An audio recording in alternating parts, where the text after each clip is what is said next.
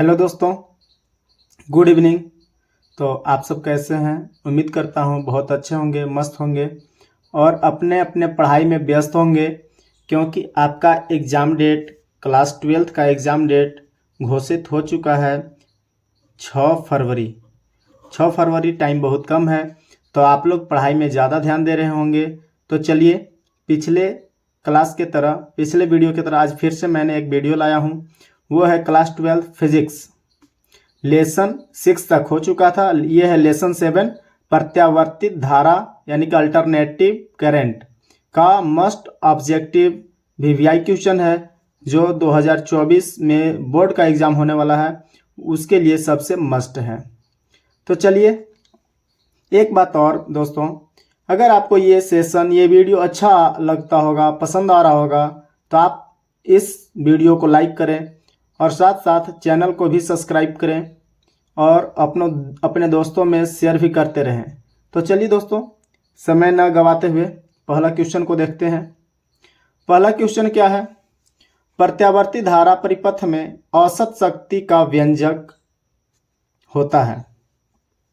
प्रत्यावर्ती धारा परिपथ में औसत शक्ति का व्यंजक क्या होता है? तो यहाँ पे ध्यान दीजिएगा, औसत शक्ति क्या पूछा जा रहा है? औसत शक्ति, एवरेज पावर। तो ध्यान दीजिएगा, एवरेज पावर बराबर क्या होता है? तो एवरेज पावर बराबर power of average, average power बराबर ERMS into IRMS cos theta, ERMS into IRMS into cos theta. Option number D, option number D. ये क्या है? औसत शक्ति का व्यंजक है, यानी कि सूत्र है। इसके बाद देखेंगे क्वेश्चन नंबर सेकंड क्या है? LR परिपथ में कलांतर होता है। देखिए दोस्तों, यहाँ पे परिपथ कितने प्रकार के होते हैं? LR होता है, LCR होता है, CR होता है, LC होता है, बहुत प्रकार के परिपथ होते हैं, जिसमें यहाँ पे बोला गया है LR परिपथ में कलांतर होता है। LR परिपथ में कलांतर, तो देखिएगा यहाँ पे LR परिपथ में कलांतर क्या होता है। तो एक बात समझिए, इसमें क्या होगा? तो इसमें विभव भी होगा और प्रतिरोध भी होगा। इसमें प्रतिरोध भी होगा और वोल्ट विभव भी होगा, देखिएगा। और यहाँ पे VL, इसमें धारा, यहाँ पे इसमें धारा प्रवाहित होगा। इसका परिणामी क्या होगा? तो इसका परिणामी अगर हम निकालेंगे तो ये परिणामी क्या होगा? तो ये परिणामी I होगा, जिसका कोण फाई होगा। यहाँ पे क्या थीटा कोण बना रहा होगा? तो फाई बन रहा होगा। यहाँ पे परिणामी ये क्या मिल जाएगा? तो ये मिल जाएगा VL, चूँकि ये VL है। अब इसके बाद देखिएगा कालांतर यानी कि टेन थीटा, कालांतर यानी कि टेन थीटा या टेन फाई, क्या हो जाएगा? Tan phi. कालांतर टेन फाई बराबर क्या होता है? टेन फाई बराबर VL बट्टा VR। क्या होता है? VL बट्टा VR। कालांतर टेन फाई बराबर VL बट्टा VR। अब VL को हम क्या लिख सकते हैं? तो VL को XIL लिख सकते हैं। VL को क्या लिख सकते हैं? XIL। और VR को IR लिखा जा सकता है। VR को क्या लिखा जा सकता है? IR। यहाँ से I और I कट जाएगा, तो क्या बच जाएगा? देखिएगा, I और I कट जाएगा तो क्या बच जाएगा? XL बच जाएगा और बट्टा में R बच जाएगा। अब यहाँ से आगे क्या करेंगे? XL को ओमेगा L लिख दिया जा सकता है जहाँ पे, और इसके बाद बट्टा में क्या है? R। तो ओमेगा L बट्टा R, ये क्या होता है? टेन इनवर्स बराबर, सॉरी, ये टेन फाई बराबर क्या होता है? टेन इनवर्स ओमेगा L बटा R। टेन फाई बराबर टेन इनवर्स ओमेगा L बटा R, यानी कि ऑप्शन नंबर C यहाँ पे करेक्ट आंसर हो जाएगा। इसके बाद देखेंगे क्वेश्चन नंबर 4। क्वेश्चन नंबर 4 क्या है? ट्रांसफार्मर में परिणामन अनुपात होता है। ट्रांसफार्मर में परिणामन अनुपात क्या होता है, उसको देख लेते हैं। परिणामन अनुपात किसको कहा जाता है? तो दूसरे कुंडली का विद्युतवाहक बल बटा पहले कुंडली का विद्युतवाहक बल। किसी कुंडली में दूसरे कुंडली का विद्युतवाहक बल और पहले कुंडली के विद्युतवाहक बल के अनुपात को ही क्या कहा जाता है? तो यहाँ पे ट्रांसफार्मर में परिणमन अनुपात कहा जाता है। क्या कहा जाता है? परिणमन अनुपात, यानी कि E2 बटा E1। यहाँ पे इसको और क्या लिखा जा सकता है? तो देख लीजिएगा, इसको कहा जाता है यानी कि द्वितीयक कुंडली। ये क्या हो गया? द्वितीय कुंडली और प्रथम कुंडली। तो द्वितीय कुंडली यानी कि सेकेंडरी। तो सेकेंडरी क्या होना चाहिए? सेकेंडरी बटा में सेकेंडरी ऊपर, यानी कि VS बटा VP। VS बटा VP या E2 बटा E1। ये क्या है? E2 E1 क्या है भाई? तो E2 E1 जो है वो विद्युतवाहक बल है। तो आप E2 बटा E1 भी कह सकते हैं या VS बटा VP भी कह सकते हैं। S क्या है? सेकेंडरी है और P क्या है? प्राइमरी है। तो VS बटा VP ऑप्शन नंबर A। इसके बाद देखेंगे क्वेश्चन नंबर 4। 4 क्या है?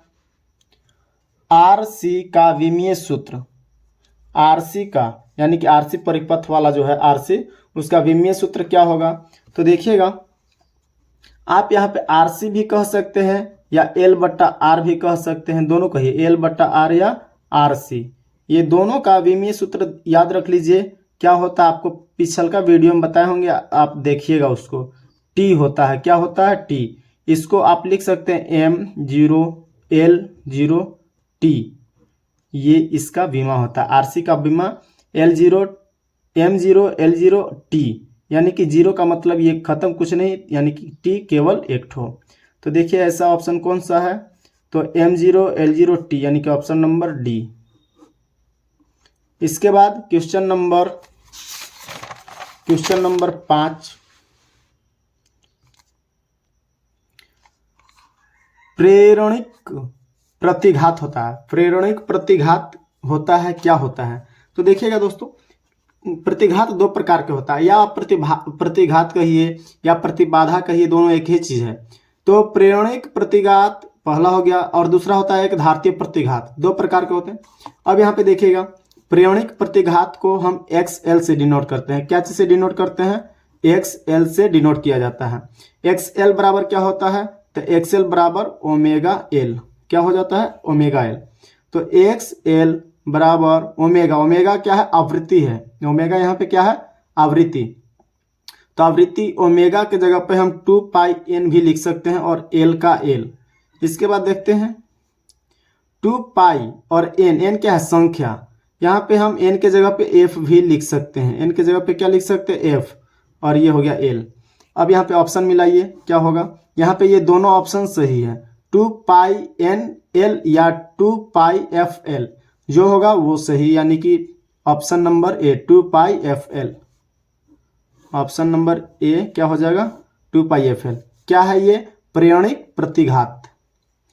इसके बाद देखेंगे क्वेश्चन नंबर 6 क्या है दोस्तों? दिष्ट धारा के लिए प्रेरणिक प्रतिघात होता है। दिष्ट धारा यानी कि DC के लिए प्रेरणिक प्रतिघात क्या होता है? तो आप चूंकि सोचिए दोस्तों, AC में आवृत्ति बनता है, तरंगदैर्घ्य बनता है, जबकि DC में आवृत्ति होता ही नहीं है। तो आवृत्ति होगा ही नहीं, तो वहां पे आवृत्ति के जगह पे क्या लिखेंगे? शून्य लिखेंगे। तो अगर हम आवृत्ति के जगह पर ओमेगा के जगह पर शून्य लिख दें, XL, सबसे पहले प्रतिघात को क्या कहते हैं? XL। प्रेरणिक प्रतिघात XL। XL बराबर क्या होता है? Omega L। अच्छा, ओमेगा क्या है? यहाँ पे ओमेगा यानी क्या? आवृत्ति। क्या DC में आवृत्ति बनता है? DC क्या इस तरह से चलता है? नहीं चलता है। तो नहीं चलता है तो वहां पे क्या हो जाएगा? 0। और 0 गुणा L, यानी कि XL के जगह पे क्या हो जाएगा? 0। तो DC के लिए प्रेरणिक प्रतिघात का मान क्या होता है? 0। DC के लिए प्रेरणिक प्रतिघात का मान क्या होता है दोस्तों? तो DC के लिए 0 होता है, क्योंकि उसमें आवृत्ति नहीं होती है तो 0 और 0 हो गया तो वो 0 हो गया। तो ये हो गया AC के लिए, यानी कि प्रतिवर्ती धारा के लिए प्रेरणिक प्रतिघात, और ये हो गया DC यानी कि दिष्ट धारा के लिए प्रेरणिक प्रतिघात का मान क्या होता है? 0 होता है। इसको याद भी रख लीजिएगा। इसके बाद क्वेश्चन नंबर 7 क्या है? निम्न में से कौन ऊंचाई ट्रांसफार्मर के लिए सही है? तो सबसे पहले देखिएगा दोस्तों, ट्रांसफार्मर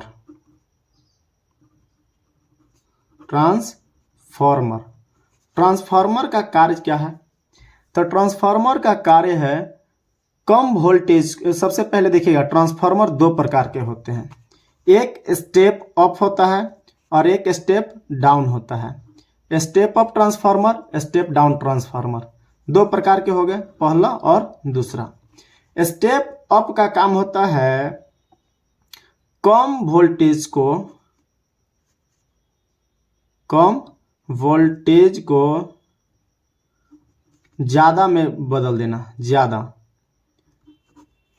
ये हो गया किसका काम? स्टेप अप का। कम वोल्टेज को ज्यादा वोल्टेज में, लेकिन ज्यादा धारा को कम धारा में, ये स्टेप अप का काम हो गया। अब स्टेप डाउन को समझ लेते हैं। स्टेप डाउन का क्या काम है दोस्तों?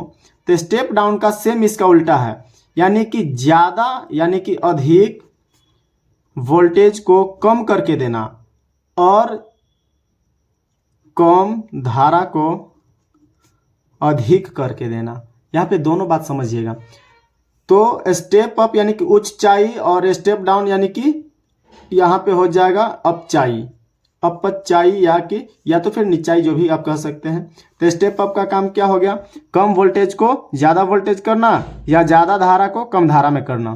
और स्टेप डाउन का काम क्या हो गया? ज्यादा वोल्टेज को कम वोल्टेज करना और कम धारा को ज्यादा में बदल देना। ये हो गया ट्रांसफार्मर में स्टेप अप और स्टेप डाउन। अब यहां से आप मिला लीजिए, क्या है क्वेश्चन नंबर 7। ये देखिएगा दोस्तों, अभी तो आप समझ गए यहाँ पे दोनों का मतलब। अब यहाँ पे देखिएगा क्या है, VS और VP, यानी कि सेकेंडरी और ये है प्राइमरी। तो देखिएगा यहाँ पे क्या कंडीशन सही है, कौन सा कंडीशन सही है? तो यहाँ पे एक ही कंडीशन है जो सही है, यानी कि VS जो है वो VP से क्या होता है? कम होता है। VS VP से कम होता है, यानी कि प्राथमिक कुंडली से द्वितीय कुंडली में कम होता है। इसमें दो तरह के कुंडली होते हैं, यानी कि फर्स्ट और सेकेंड। यहाँ पे क्या बोला जा रहा है, सॉरी कुंडली हम बोल दिए, वोल्टेज। ये सेकेंडरी का वोल्टेज क्या होता है? कम होता है, और प्राइमरी का वोल्टेज ज़्यादा होता है। प्राइमरी का वोल्टेज ज़्यादा और सेकेंडरी का वोल्टेज कम होता है। यही काम है ऊंचाई ट्रांसफार्मर का। इसके बाद देखेंगे क्वेश्चन नंबर 8 क्या है? प्रत्यावर्ती धारा का IRMS मान और प्रत्यावर्ती धारा का शिखर मान और IRMS मान। IRMS मान को हम आभासी मान भी कह सकते हैं। IRMS मान को क्या कहा जाता है? आभासी मान या आभासी धारा, जो भी होगा। तो देखिएगा IRMS आभासी हो गया और I0 क्या हो गया? शिखर मान के बीच संबंध है। तो इसके बीच क्या संबंध होता है दोस्तों? तो याद रख लीजिएगा, जो IRMS होता है वो I0 के 0.707 गुणा के बराबर होता है, यानी कि IRMS बराबर 0.707 I0। ये समझ में आ गया होगा, आप इसको याद रख लीजिएगा। IRMS बराबर 0.707 I0 क्या होता है? तो शिखर मान, और IRMS क्या होता है? आभासी मान। इसके बाद क्वेश्चन नंबर 9 क्या है? धारितीय प्रतिघात होता है। अभी तुरंत ही हम बताए थे प्रतिघात दो प्रकार के होता है, एक प्रेरणिक प्रतिघात और एक होता है धारितीय प्रतिघात। तो धारितीय प्रतिघात का यहाँ पे सूत्र पूछा जा रहा है। तो सबसे पहले एक बार फिर से देख लीजिएगा, XL क्या होता है? प्रेरणिक प्रतिघात, और XC क्या होता है? धारितीय प्रतिघात। और धारितीय प्रतिघात बराबर क्या होता है? 1/ωc। क्या होता है? 1/ωc। और प्रेरणिक प्रतिघात में क्या होता है? ωL होता है। ये दोनों को आप नोट कर लीजिएगा। ये हो गया प्रेरणिक प्रतिघात और ये हो गया धारितीय प्रतिघात। धारितीय प्रतिघात XC बराबर 1/ωc। 1/ωc कौन है? तो option number D is the correct answer. इसके बाद क्वेश्चन नंबर 10 क्या है? 220 वोल्ट का प्रत्यावर्ती परिपथ का शिखर मान होता है। देखिए यहाँ से आपको एक न्यूमेरिकल क्वेश्चन पूछ दिया गया, शिखर मान पूछ रहा है यानी कि आई नोट पूछ रहा है, और ये 220 वोल्ट क्या दिया हुआ है, तो कुछ नहीं लिखा है, यानी कि वो फिक्स है कि आभासी मान दिया हुआ है। तो आभासी मान यानी कि VRMS या IRMS। तो IRMS बराबर कितना है दोस्तों, IRMS बराबर कितना दिया हुआ है, तो यहाँ पे IRMS या VRMS एक ही बात है। IRMS कितना दिया हुआ है, 220 वोल्ट। इसके बाद आई नोट हमसे पूछा जा रहा है, आई नोट बराबर वाट। तो देखिएगा, लेकिन यहाँ पे सब विभव का बात किया हुआ है, इसलिए वी नोट लिख देंगे। क्या चीज लिख देंगे, वी नोट होता है, अगर धारा रहता तो आई नोट। चलिए VRMS 220 वोल्ट और वी नोट पूछा जा रहा है, तो यहाँ पे संबंध क्या होता है, VRMS बराबर वी नोट बट्टा √2 होता है। VRMS बराबर वी नोट बट्टा √2, यानी कि आभासी जो मान है वो मुख्य मान या शिखर मान बट्टा √2 के बराबर होता है। चलिए, तो हमें यहाँ पे क्या दिया हुआ है, VRMS दिया हुआ है और वी नोट पूछा जा रहा है। तो वी नोट को हम इधर ले आ लेंगे, इधर आ जाएगा वी नोट, तो क्या हो जाएगा, ये दोनों आपस में गुणा हो जाएंगे, क्रॉस मल्टीपल भी करिएगा तो, यानी कि √2 VRMS। अब इसको आगे ले चलते हैं, तो वी नोट बराबर क्या मिल जाएगा, √2, और VRMS का मान कितना है, 220 वोल्ट। तो वी नोट बराबर क्या हो जाएगा, 220 √2 वोल्ट, यानी कि ऑप्शन नंबर कौन सा हो जाएगा, तो ऑप्शन नंबर बी, यानी कि ऑप्शन नंबर बी 220 √2 वोल्ट। ये क्या हो गया, तो ये हो गया हमारा, ये हमारा हो गया मुख्य मान या शिखर मान 220 √2 वोल्ट। इसके बाद नेक्स्ट क्वेश्चन, क्वेश्चन नंबर 11, किसी प्रत्यावर्ती धारा। एक बात दोस्तों, देखिए ये जो लेसन है ना, ये लेसन AC यानी कि प्रत्यावर्ती धारा अल्टरनेटिंग करंट है, ये बहुत VVI लेसन है, बहुत इंपॉर्टेंट लेसन है। यहाँ से क्वेश्चन बहुत सारा उठता है। लेसन 3 और लेसन 7 ये बहुत VVI लेसन है। यहाँ के टॉपिक भी सब अच्छे अच्छे हैं। यहाँ से क्वेश्चन हर एक साल बहुत ज़्यादा पूछा जाता है, और ये जितना आपको यहाँ पे क्वेश्चन दिख रहा है ना, ये सभी के सभी कभी ना कभी कोई परीक्षा में जरूर पूछा हुआ है। आपके बोर्ड परीक्षा में कभी ना कभी जरूर पूछा हुआ है। ये बिना काम का क्वेश्चन नहीं है। आप सोच रहे होंगे कि बस ऐसे ही लिखा हुआ है। दोस्तों, आपको एग्जाम देते समय सब पता चल जाएगा कि कितना ये मस्ट क्वेश्चन है, कितना ज़रूरत का क्वेश्चन है। तो आप इसे इग्नोर जरूर नहीं करिएगा। जितना भी ये क्वेश्चन है वीडियो में स्किप नहीं करना है, आपको टोटल टाइम देकर अच्छे से इसको कवर कर लेना है।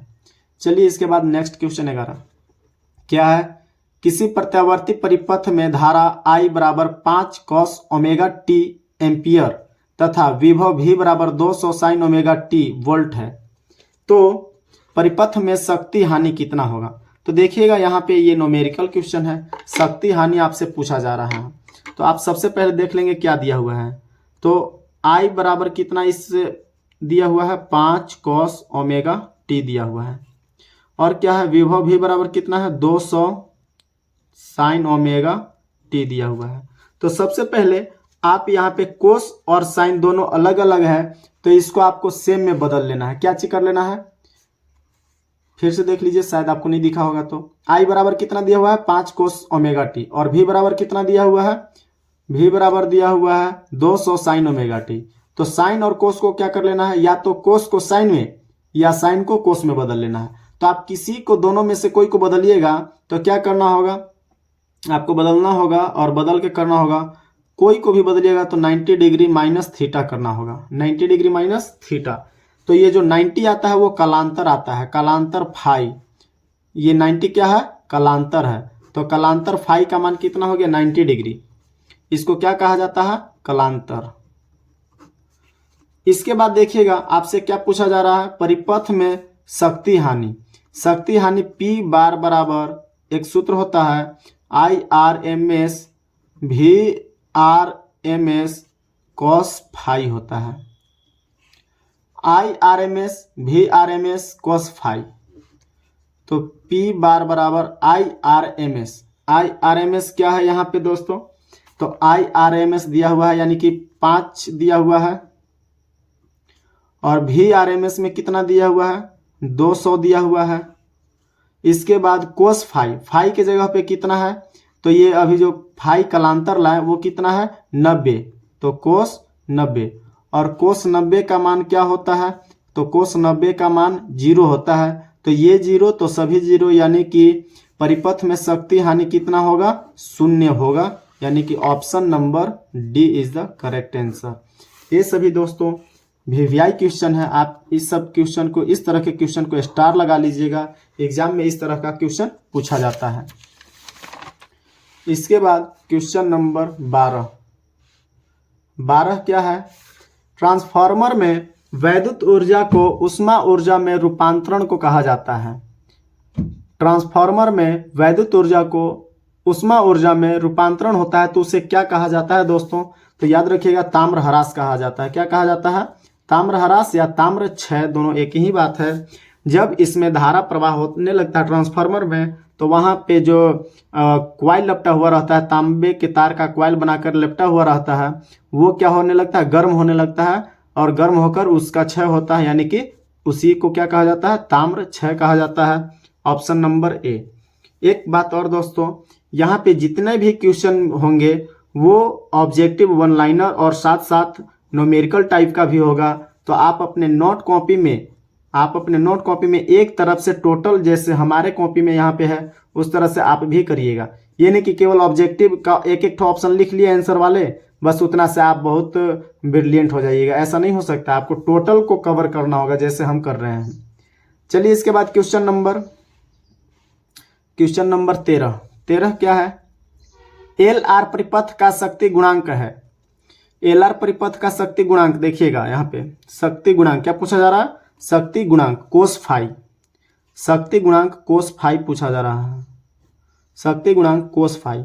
तो आपको एक बात बता दें, इसको ऐसे लिख लीजिए पहले, LR का शक्ति गुणांक कोस फाई बराबर होता है, इधर लिख देते हैं, LR का शक्ति गुणांक कोस फाई बराबर R बट्टा √R² प्लस ओमेगा L का होल स्क्वायर या अलग अलग का स्क्वायर, ये दोनों एक ही है। तो देखिए अलग अलग स्क्वायर या होल स्क्वायर, तो R बट्टा √R² प्लस ओमेगा L का होल स्क्वायर, ऑप्शन नंबर सी।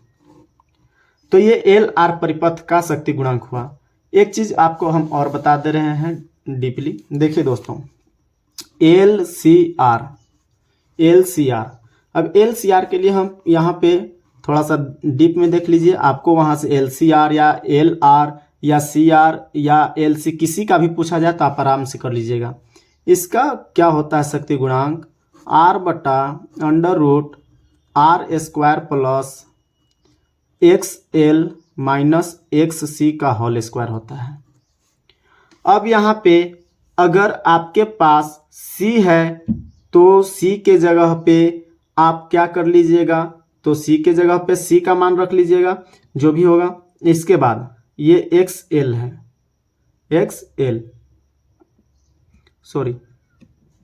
शुरुआत में क्या रहेगा, तो शुरुआत में XL रहेगा, शुरुआत में क्या रहेगा XL।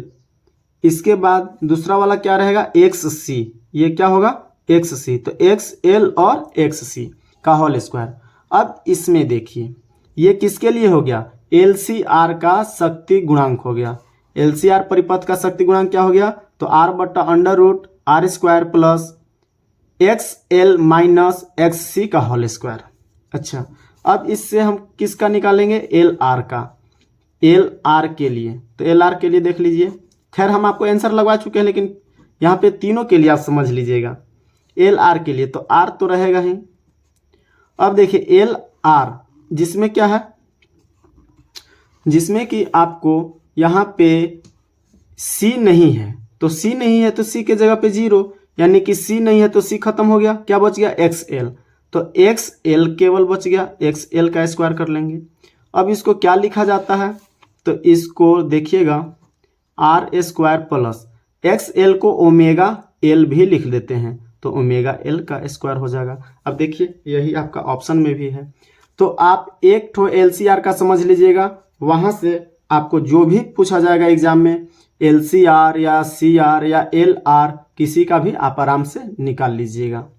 चलिए इसके बाद देखते हैं क्वेश्चन नंबर 14 क्या है? प्रतिबाधा का मात्रक है। प्रतिबाधा यानी कि ये प्रतिरोध को कहा जा रहा है। किसको कहा जा रहा है? इंडिकेट कर रहा है प्रतिरोध। किसको इंडिकेट कर रहा है? प्रतिरोध। तो प्रतिरोध रहे, प्रतिबाधा रहे या प्रतिघात रहे, क्या क्या? प्रतिबाधा, प्रतिरोध या प्रतिघात, ये तीनों का क्या हो जाएगा? ओम हो जाएगा। तीनों का आंसर क्या हो जाएगा? ओम इज द करेक्ट आंसर, यानी कि ऑप्शन नंबर बी। इसके बाद देखेंगे क्वेश्चन नंबर 15। हेनरी मात्रक है। हेनरी किसका मात्रक है? तो हेनरी प्रेरकत्व का मात्रक है। पिछले पार्ट पिछल का वीडियो में आपको बहुत अच्छे से बताया गया है। इसके बाद आगे देखेंगे क्वेश्चन नंबर 16 क्या है? 1/L ओमेगा किसकी इकाई है? 1/L ओमेगा किसकी इकाई है दोस्तों? तो आपको अब पीछे बताए हैं 1/L ओमेगा। क्या ये R का है? नहीं, R का तो हो ही नहीं सकता। इसके बाद LW नहीं, ये तो LW का भी नहीं होगा, क्योंकि ये देखिए इसका व्युत्क्रम है तो व्युत्क्रम तो होगा नहीं, और दोनों का, जब इसका नहीं इसका नहीं है तो दोनों का कैसे हो सकता है? यानी कि ऑप्शन नंबर डी, ये किसी का नहीं होगा। Option number D is the correct answer. 1/LW किसी का यहाँ पे इकाई नहीं है ऑप्शन के अनुसार। इसके बाद देखेंगे क्वेश्चन नंबर 17। गैल्वेनोमीटर को वोल्टमीटर बनाने के लिए ज़रूरत है। अगर कोई गैल्वेनोमीटर है और गैल्वेनोमीटर को हम वोल्टमीटर बनाना चाहते हैं तो उससे और क्या चीज़ ज़रूरत है, क्या करना पड़ेगा उसमें, और क्या चीज़ें चाहिए? तो देखिए दोस्तों, गैल्वेनोमीटर और वोल्टमीटर दोनों लगभग एक ही चीज़ है। फर्क बस इतना है कि गैल्वेनोमीटर दोनों दिशाओं में क्या मापता है? तो दोनों आप लोग को ये कमेंट करके बताना है कि वोल्टमीटर और गैल्वेनोमीटर। वोल्टमीटर तो आप समझ रहे हो कि वोल्टेज मापता है, लेकिन गैल्वेनोमीटर क्या मापता है? तो दोस्तों गैल्वेनोमीटर भी वोल्टेज ही मापता है। फर्क यह है कि गैल्वेनोमीटर दोनों दिशाओं में मापता है और वोल्टमीटर बस केवल एक ही दिशा में मापता है। वोल्टमीटर एक ही दिशा में मापता है और गैल्वेनोमीटर दोनों दिशाओं में वोल्टेज को मापने का काम करता है। तो गैल्वेनोमीटर को वोल्टमीटर कैसे बनाया जाएगा? तो उसको बनाने के लिए मात्र और मात्र उसमें निम्न प्रतिरोध एक ठो जोड़ दीजिए। निम्न मात्रा वाला प्रतिरोध जोड़ देने से क्या बन जाता है? तो वोल्टमीटर बन जाता है। क्या बन जाता है? Voltmeter, option number B. इसके बाद क्वेश्चन नंबर 18 क्या है? एक 0.05 ओम प्रतिरोध वाले एमीटर को, एमीटर का प्रतिरोध कितना है? 0.05 ओम को 1.5 वोल्ट का विद्युतवाहक बल के सेल से जोड़ा जाता है। यहाँ प्रतिरोध कितना है? 0.05 ओम। विद्युतवाहक बल कितना है? 1.5 वोल्ट। अगर 2 एम्पियर की धारा परिपथ में बहती है, आई का मान कितना हो गया? 2 एम्पियर, तो सेल का आंतरिक प्रतिरोध क्या होगा? तो दोस्तों आपको ये क्लास में भी बताया हुआ है कि सेल का आंतरिक प्रतिरोध क्या होता है। तो सेल का आंतरिक प्रतिरोध का एक सूत्र है। यहाँ से आप धारा भी निकाल सकते हैं, विद्युतवाहक बल भी निकाल सकते हैं, इसके बाद आंतरिक प्रतिरोध भी निकाल सकते हैं या बाह्य प्रतिरोध भी निकाल सकते हैं। देखिए यही मेन सूत्र है। I बराबर E/R+R। आई क्या हो गया? धारा हो गया। E क्या हो गया? विद्युतवाहक बल। R क्या हो गया? बाह्य प्रतिरोध। और छोटा r क्या हो गया? आंतरिक प्रतिरोध। चलिए अब इस पे बैठा देते हैं, क्या हो जाएगा? धारा का मान कितना दिया हुआ है? 2 एम्पियर। विद्युतवाहक बल कितना दिया हुआ है? 1.5 वोल्ट। प्रतिरोध कितना दिया हुआ है? 0.05। और बाह्य प्रतिरोध नहीं दिया हुआ है। यही तो हमें निकालना है। तो चलिए ये यहाँ पे क्रॉस मल्टीपल करेंगे तो 2 के साथ हो जाएगा, तो 2 से गुणा करेंगे तो 2 पचे 10। 2 पचे 10, क्या गो 1 और 1 2, यानी कि 2 अंक पे दशमलव, 2 अंक पे दशमलव हो जाएगा। तो सबसे पहले 2 पचे 10 हो गया और 2 अंक पे इसको दशमलव दे दीजिएगा, तो क्या हो जाएगा? 0.1। और 2 से r में गुणा करेंगे तो 2r। अब ये क्रॉस हो गया इसके साथ, तो बच गया ये, यानी कि बराबर में 1.5 बच गया। अब देखिएगा 2r, यहाँ पे ये जोड़ में है तो इधर आके घटाव में हो जाएगा, तो 1.5 माइनस 0.1, अब इसको घटाया जाएगा तो कितना बच जाएगा दोस्तों, तो ये बच जाएगा 1.4 बच जाएगा। और 1.4 को हम डिवाइड करेंगे 2 से तो कितना हो जाएगा 0.7। और ये क्या निकल रहा है प्रतिरोध, तो प्रतिरोध का मात्रा क्या होता है ओम, तो ये हो गया आंतरिक प्रतिरोध 0.7 ohm is the correct answer, option number D. इसके बाद क्वेश्चन नंबर आगे बढ़ते हैं 19 क्या है, एक प्रत्यावर्ती धारा की शिखर वोल्टता कह दिया, यानी कि क्या है दोस्तों, ये शिखर वोल्टता कहा है, यानी कि भी नॉट कितना दिया हुआ है, वी नॉट दिया हुआ है 440 वोल्ट। शिखर वोल्टता कितना हो गया, वी नॉट 440 वोल्ट दिया हुआ है। तो इसकी आभासी वोल्टता क्या हो जाएगा VRMS, ये आपसे पूछा जा रहा है। क्या दिया हुआ है, वी नॉट दिया हुआ है, VRMS पूछा जा रहा है। तो आप सूत्र पीछे भी अभी बताएं कि VRMS बराबर क्या होता है, वी नॉट बटा √2 होता है। अब इससे इसको बना दीजिए, आपको उससे क्या पूछा जा रहा है VRMS, तो VRMS बराबर वी नॉट बटा √2। तो वी नॉट का मान कितना है 440, कितना है 440 और बटा में √2। अब ये √2 का रैशनलाइज यानी कि हर का प्रमेयकरण करेंगे तो क्या हो जाएगा 440 √2 और √2 गुना √2 केवल 2 से कट जाएगा तो कितना हो जाएगा, तो ये हो जाएगा 220 √2। 220 √2 क्या निकला है दोस्तों, वोल्ट में ये आएगा 220 √2 volt, 220 √2 volt. Option number C is the correct answer.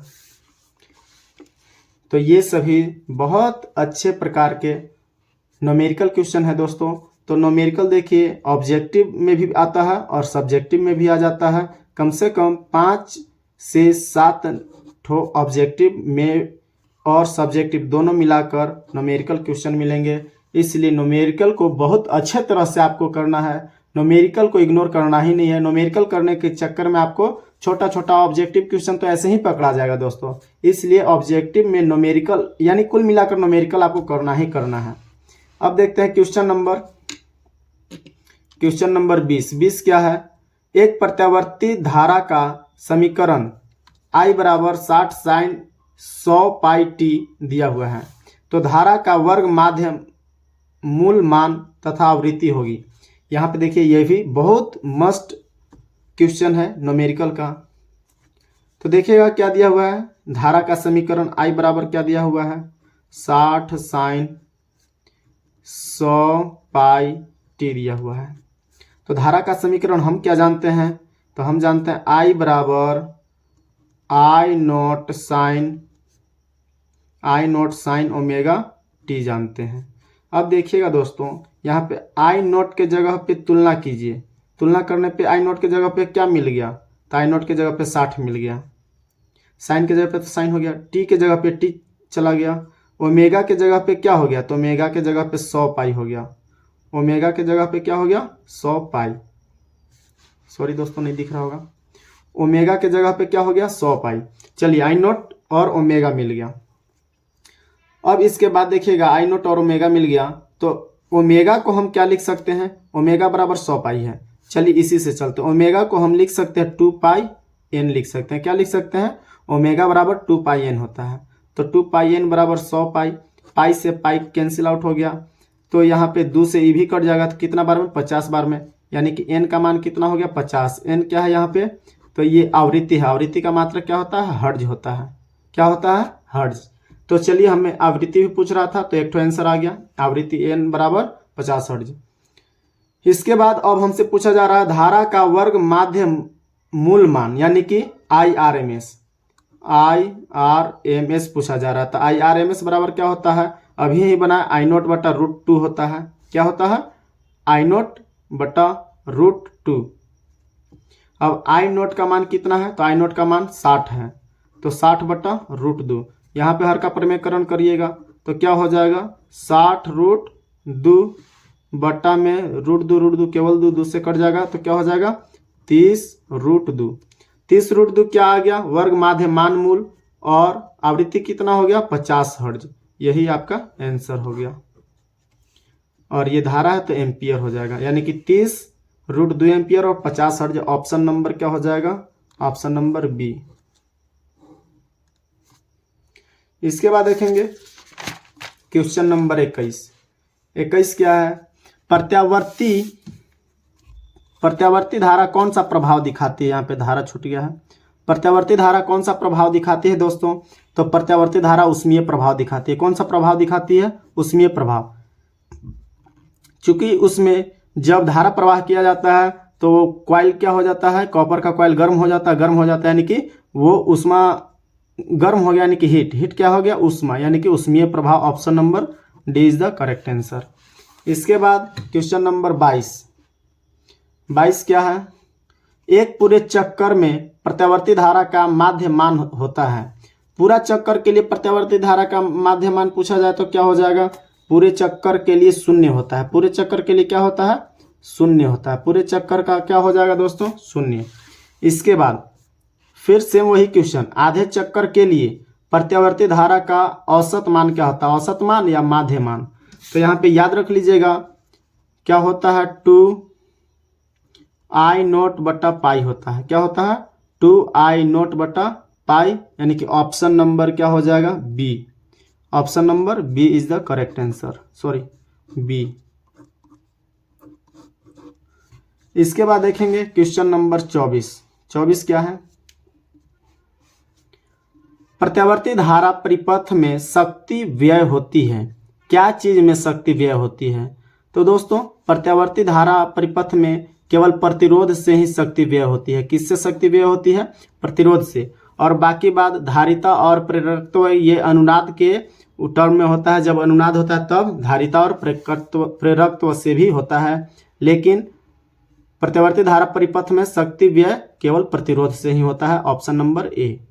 इसके बाद देखेंगे क्वेश्चन नंबर यहाँ पे 25 क्या? ऊंचाई ट्रांसफार्मर का कार्य क्या है? तो दोस्तों अभी तुरंत हम पीछे क्वेश्चन में बताए हैं कि ट्रांसफार्मर 2 प्रकार के होता है। एक स्टेप अप ट्रांसफार्मर होता है और दूसरा स्टेप डाउन ट्रांसफार्मर होता है। स्टेप अप से क्या किया जाता है? तो वोल्टेज बढ़ाया जाता है और स्टेप डाउन से वोल्टेज घटाया जाता है। जबकि स्टेप अप से धारा कम किया जाता है और स्टेप डाउन से धारा बढ़ाया जाता है। दोनों में उल्टा होता है।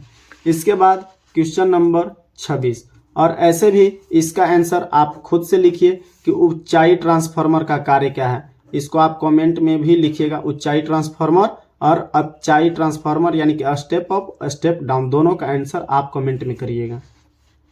इसके बाद क्वेश्चन नंबर 26, प्रतिघात का मात्रक होता है। दोस्तों प्रतिघात हो, प्रतिबाधा हो या प्रतिरोध हो, ये सभी का क्या होता है? तो ये सभी का मात्रक ओम होता है। क्या हो जाएगा? ओम। इसके बाद क्वेश्चन नंबर 27 क्या है? आभासी धारा होती है। समझिएगा, आभासी यानी कि क्या पूछा जा रहा है? IRMS। तो देखिएगा आभासी धारा और शिखर धारा यहाँ पे 2 प्रकार के होता है। एक आभासी धारा होता है और एक शिखर धारा होता है। क्या क्या होता है? आभासी धारा और शिखर धारा। तो देखिएगा दोस्तों, आभासी धारा होती है यानी कि किसके कितना गुना होते हैं, यानी कि उसका मान बताना है। यहाँ पे ऑप्शन दिया हुआ √2 गुना शिखर मान होता है, या शिखर धारा बटा 2 होता है, या शिखर धारा बटा √2 होता है, या औसत धारा बटा √2 होता है। तो देखिएगा यहाँ पे क्या होता है। तो दोस्तों आभासी धारा यानी कि आभासी धारा IRMS, आभासी को IRMS से डिनोट किया जाता है और ये किसके बराबर होता है? तो I0/√2 के बराबर होता है। I0/√2 के बराबर होता है। इससे पहले वाला क्वेश्चन में ये बताए भी हैं, IRMS बराबर I0/√2। अब I0 को क्या कहते हैं? तो शिखर मान कहते हैं, बटा में √2। तो आभासी धारा जो होता है वो शिखर धारा बटा में √2 होता है। शिखर धारा बटा में √2, शिखर धारा बटा में √2, यानी कि option number C is the correct answer. अब आपको एक नया चीज बता दे रहे हैं, IRMS और I0 यानी कि आभासी धारा और शिखर धारा का अनुपात क्या होता है? आभासी धारा और शिखर धारा का अनुपात। तो देखिए ये शिखर धारा यहाँ से क्रॉस में आएगा तो ये गुणा से भाग में हो जाएगा, यानी कि बटा में आ जाएगा, और यहाँ पे कुछ नहीं तो 1 बचेगा, यानी कि 1/√2। ये दोनों का अनुपात क्या होता है? 1/√2 होता है। इसके बाद क्वेश्चन नंबर 28 क्या है? यांत्रिक ऊर्जा को विद्युत ऊर्जा में बदलने वाला यंत्र कहलाता है। यांत्रिक ऊर्जा यानी कि यांत्रिक ऊर्जा क्या हुआ? अपने शरीर से मेहनत करने के बाद, यानी कि हाथ से घुमाए और घुमाने के बाद वो क्या चीज में बदल जाता है? विद्युत ऊर्जा में बदल जाता है। तो विद्युत ऊर्जा में बदल जाता है, वो कौन सा यंत्र है जो यांत्रिक ऊर्जा को विद्युत ऊर्जा में बदलता है? तो वो यंत्र है डायनेमो। क्या है? डायनेमो। बाकी बात मोटर जानते ही हैं कि मोटर विद्युत ऊर्जा को यांत्रिक ऊर्जा में बदलता है। ट्रांसफार्मर का कार्य जानते ही हैं कि ये वोल्टेज को बढ़ाता और घटाता है। इसके बाद आगे आ जाते हैं क्वेश्चन नंबर 29। दोस्तों देखिएगा 29 भी एक न्यूमेरिकल क्वेश्चन है और 29 में देखिएगा ये सेम हमारे ख्याल से लग रहा है इस तरह का क्वेश्चन पहले भी दिया हुआ है। I बराबर एक समीकरण है और विद्युत धारा की आवृत्ति निकालना है। तो बस केवल एक ही क्वेश्चन है। इससे पिछले वाला में आवृत्ति और साथ साथ धारा भी बताना था। आवृत्ति और धारा दोनों बताना था, लेकिन यहाँ पे केवल आवृत्ति बताना है। तो ये क्वेश्चन का आंसर आप कमेंट सेक्शन में कमेंट करके जवाब दें, आंसर क्या होगा। इसके बाद क्वेश्चन नंबर 30 और इस सेशन का लास्ट क्वेश्चन है। LCR परिपथ में विद्युत अनुनाद होने की आवश्यक शर्तें क्या हैं? विद्युत अनुनाद कब होगा? किस परिपथ में? LCR परिपथ में। तो अनुनाद होने, सबसे पहले अनुनाद समझिए, अनुनाद किसको कहा जाता है। देखिए, और अनुनाद के सिद्धांत पर एक सिस्टम भी बता रहे हैं कौन सा कार्य करता है। तो जब आप कहीं एग्जाम देने जाते हैं या फ्लाइट पकड़ने जाते हैं या कहीं भी कोई मेला में जाते होंगे, जहाँ बहुत भारी भरकम मेला में, जहाँ पे बॉडीगार्ड लोग बाहर चेक करने के लिए रहते हैं और इससे चेक करते हैं पूरे ऊपर बॉडी के दोनों तरफ घुमाकर, और अगर आप मेटल के कोई चीज़, गन या कुछ भी लिए हुए रहेंगे तो वो ये सायरन के तरह अपना वाइब्रेशन करने लगता है, तो पता चल जाता है कि आपके पास कोई मेटल का चीज़ है। तो ये अनुनाद के सिद्धांत पर ही कार्य करता है। तो चलिए देखते हैं अनुनाद होने की शर्त क्या है। तो अनुनाद होने की शर्त यहाँ पे एक ही है कि जब XL बराबर XC हो जाए। XL बराबर क्या हो जाएगा? XC। XL बराबर XC हो जाएगा तो वहाँ पे अनुनाद उत्पन्न हो जाएगा। और XL को हम क्या लिख सकते हैं? तो ओमेगा L लिख सकते हैं, ओमेगा L। और XC को 1/ओमेगा C लिखा जाता है। XL को ओमेगा L और XC को 1/ओमेगा C लिखा जाता है। तो ये कंडीशन में क्या हो जाते हैं? अनुनाद उत्पन्न हो जाता है। तो देखिए मिला लीजिए कौन सा है, यानी कि option number A, omega L बराबर 1/ओमेगा C। Option number A is the correct answer. तो दोस्तों लेसन 7 का हमने अभी 30 इम्पोर्टेंट ऑब्जेक्टिव क्वेश्चन किया। दोस्तों आप इस क्वेश्चन को अपने से भी लगा कर देखिए और देखिए कि 30 में से आप कितना क्वेश्चन को अच्छा अटेम्प्ट कर पाते हैं, या 30 में से 30 लाते हैं, 30 में से 25 लाते हैं। तो उसको कमेंट करके ज़रूर लिखें। और साथ साथ अपने जितने भी आपके दोस्त हैं, भाई बहन हैं पढ़ने वाले, रिलेटिव के, तो उन सभी के पास ये वीडियो को शेयर करें। आपके चलते उन लोगों का भी भलाई हो जाए। तो थैंक यू दोस्तों, जय हिंद।